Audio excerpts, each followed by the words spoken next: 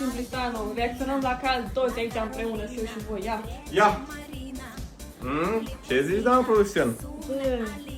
E ce trebuie? Ia, întoarce-te. E ce trebuie? Îți place? Întoarce-te. Stai să jucă, îți place.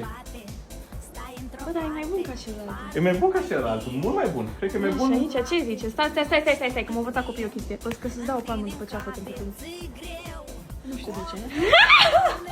Nu, dacă îmi dai tu palmă după ceapă, uite aici, palmă după ceapă. Doamna producțion.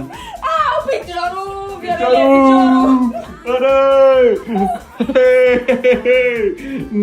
Na, că dacă ai trebui să-mi dai cu piciorul, uite aici așa. Na.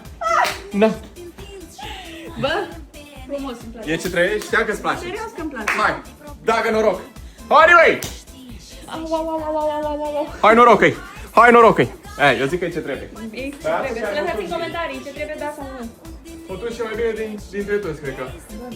Sincer, da. Aici așa parcă o rotat o zonă. Mi se pare că aici e un pic mai mare perciunile astea. Oricum mai bine decât ceilalți. Sorry, guys. Asta e. Sorry, guys! Da, bine, pa, pa! Like